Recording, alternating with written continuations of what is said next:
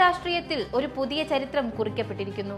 നീണ്ട 66 വർഷങ്ങളുടെ കാത്തിരിപ്പിന് വിരാമമിട്ട് ഒരു ചരിത്ര നിയോഗം പോലെ ഷാനിമോൾ ഉസ്മാൻ ആ പദവിയിലേക്ക് നടന്നു കയറുകയാണ്.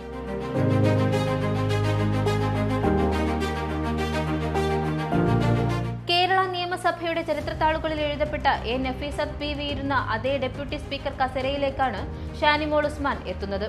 മാത്രമല്ല, നഫീസത്ത് ബീവിക്ക് ശേഷം കോൺഗ്രസിൽ നിന്നുണ്ടാക്കുന്ന ആദ്യ മുസ്ലിം വനിതാ MLA കൂടിയാണ് ഷാനിമോൾ. നമുക്കറിയാം, കേരള നിയമസഭയുടെ ഡെപ്യൂട്ടി സ്പീക്കർമാരുടെ പട്ടിക തുടങ്ങുന്നത് തന്നെ ഒരു വനിതയിൽ നിന്നാണ്.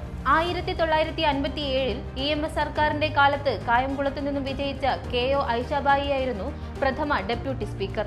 അതിനുശേഷം 1960 കമ്മ്യൂണിസ്റ്റ് നേതാവ് TV തോമസിനെ ആലപ്പുഴയിൽ അട്ടിമറിച്ചാണ് കോൺഗ്രസിന്റെ നഫീസത്ത് ബീവി സഭയിലെത്തുന്നതും ഡെപ്യൂട്ടി സ്പീക്കറാകുന്നതും. പിന്നീട് 1987 ഭാർഗവി തങ്കപ്പൻ ആ പദവിയിലെത്തി.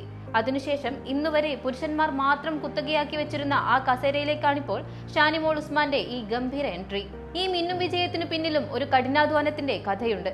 2011 2016 പെരുമ്പാവൂരിലും ഒറ്റപ്പാലത്തും നേരിട്ട പരാജയങ്ങളിൽ തളരാതെ പോരാടിയ വ്യക്തിത്വമാണ് ഷാനിമോളുടേത്.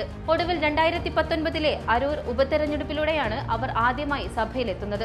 ഇത്തവണ അരൂരിൽ സിറ്റിംഗ് MLA ആയിരുന്ന ദലീമയെ 9324 വോട്ടുകളുടെ മികച്ച ഭൂരിപക്ഷത്തിൽ പരാജയപ്പെടുത്തിയാണ് ഷാനിമോൾ ഉസ്മാൻ നിയമസഭയിലേക്ക് വീണ്ടും വരുന്നത്.